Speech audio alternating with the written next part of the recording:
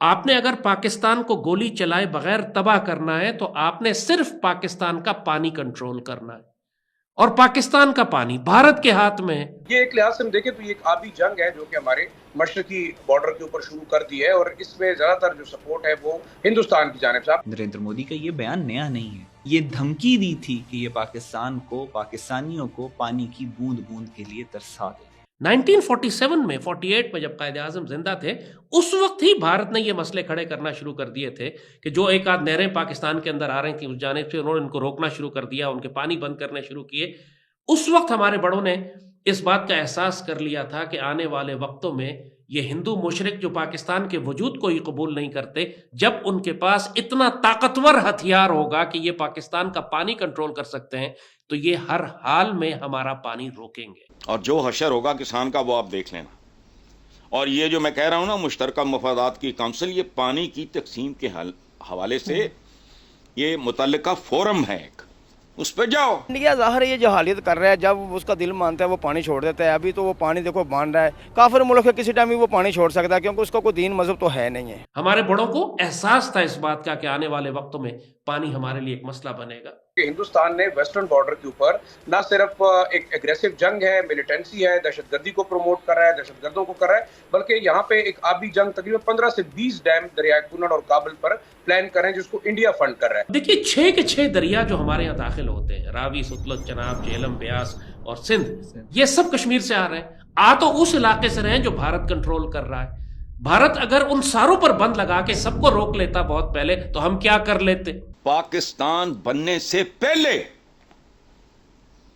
یہ برادر او برادران تنو، اب میں کیا کروں، یہ قسم کا لفظ جو استعمال ہوتا ہے نا، یہ قسم ہے، قسم۔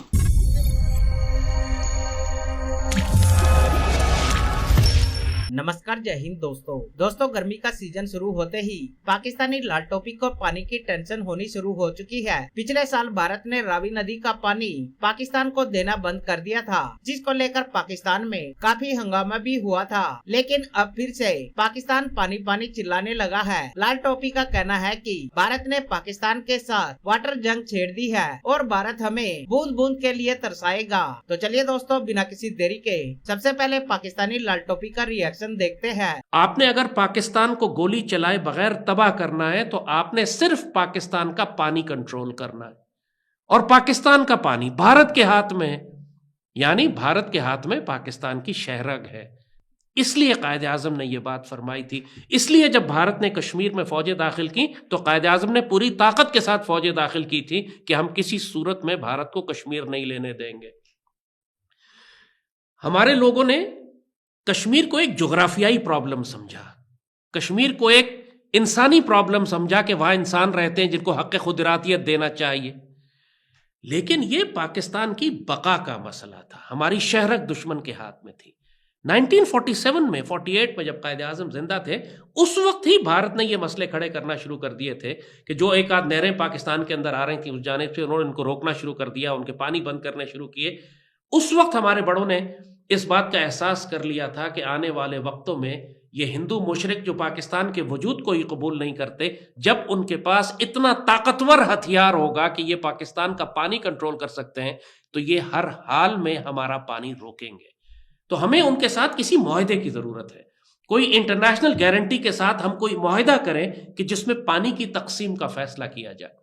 اب دیکھیے 6 کے 6 دریا جو ہمارے یہاں داخل ہوتے ہیں، راوی، ستلج، چناب، جہلم، بیاس اور سندھ، یہ سب کشمیر سے آ رہے ہیں، آ تو اس علاقے سے رہے ہیں جو بھارت کنٹرول کر رہا ہے۔ بھارت اگر ان ساروں پر بند لگا کے سب کو روک لیتا بہت پہلے تو ہم کیا کر لیتے؟ تو ایگریمنٹ ضروری تھا، اور اس کی 1950s میں ایوب خان کے آنے سے بہت پہلے سے حکومت پاکستان نے اس پر کام شروع کر دیا تھا کہ انٹرنیشنل آرگنائزیشنز کے ساتھ مل کر بھارت سے بات ہو رہی تھی، ورلڈ بینک انوالو تھا اس کے اندر، کہ ہم ایک فریم ورک بنا لیں کہ ان 6 دریاؤں کا پانی کیسے تقسیم ہوگا۔ یہاں تک تو بات ٹھیک جا رہی تھی، ہمارے بڑوں کو احساس تھا اس بات کا کہ آنے والے وقتوں میں پانی ہمارے لیے ایک مسئلہ بنے گا۔ انڈیا کی اسٹریٹجی بالکل واضح تھی کہ جس طریقے سے انہوں نے ایک پوائنٹ پر آ کے جب وہ طاقتور ہو گئے تو انہوں نے 75 سال پرانا مسئلہ کشمیر کا جو تھا اس کو ایک قلم سے انہوں نے کینسل کر دیا، آرٹیکل 370 وائلیٹ کیا، کشمیر کو ضم کر لیا۔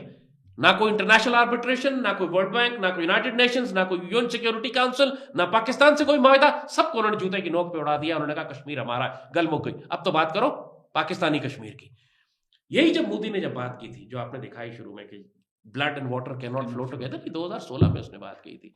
ये इतने कॉन्फिडेंस से उसने बात इसीलिए की थी, क्लियर मैसेज था कि blood and water can not flow together का मतलब है कि जब तक पाकिस्तान कश्मीर क्लेम करता रहेगा, हम पाकिस्तान का पानी बंद कर देंगे।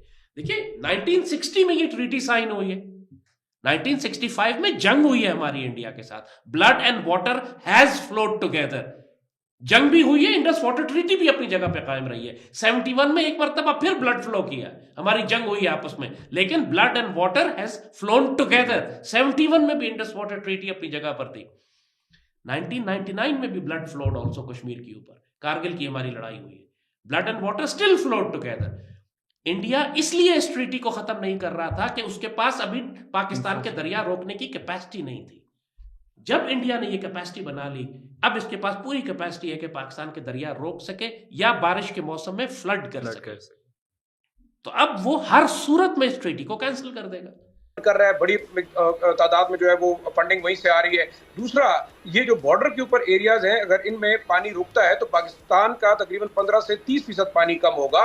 और जो पेशावर वैली है, जिसमें नौशहरा, चारसदा और पेशावर शामिल है, ये एक फूड बास्केट है हमारे सूबे की, ये मुकम्मल तौर पर खुश्क हो जाएगी। अब जो मामलात हैं देखा जाए तो ये दरियाए कुनड़ या दरियाए काबुल जिसको बोलते हैं, ये पाकिस्तान से जाता है हिंदुस्तान के अंदर, गिलगित बल्तिस्तान, यारकुन वैली, और उसके बाद हमारी जो लसपुर वैली है, उससे ये दरिया होते हुए अरंदू से जाता है अफगानिस्तान, और फिर ये दरियाए काबुल बनता है। तो यही कहना चाहिए कि पाकिस्तान के जो प्लानर्स हैं, आपने कहा होगा क्या, होगा ये कि अगर हमारा कोई मुआहदा नहीं है अफगानिस्तान के साथ, और हम चतराल के अंदर एक 15-16 किलोमीटर की एक डाइवर्जन करते हैं, एक नहर बनाते हैं, तो ये तमाम का तमाम पानी वापस पाकिस्तान के सिस्टम के अंदर आएगा। लेकिन अब बदकिस्मती ये है कि हमारे जो प्लानर्स हैं, इरसा है, दूसरे इदारे हैं, वो अभी तक सिर्फ प्लानिंग कर रहे हैं। 2011 में भी एक स्टडी की गई थी एनडीयू की जानिब से, जिसके ऊपर ये बात हुई कि अगर हम इस डाइवर्जन को करेंगे तो हमारा पानी जो है वो ज़ाया नहीं होगा। तो मेरे ख्याल में अब इस वक्त है कि हम अपने पानी को बचाएं, क्योंकि पाकिस्तान पहले ही खुश्कसाली का शिकार है, और अगर ये डैम्स बनते हैं दरियाए कुनड़ और दरियाए काबुल पर, तो मेरे ख्याल में कम से कम पेशावर वैली मुकम्मल तौर पर बंजर हो जाएगी। जैसे कश्मीर आपने कमेटी बनाई, या कश्मीर के जो मुआहदे थे आपके, अब उनकी क्या हैसियत रह गई है?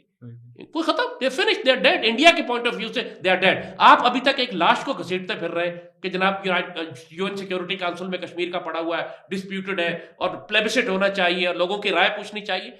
ये आप पिछली सदी की बातें कर रहे हैं जो 21वीं सदी में वैलिड ही नहीं है। बिल्कुल ऐसे।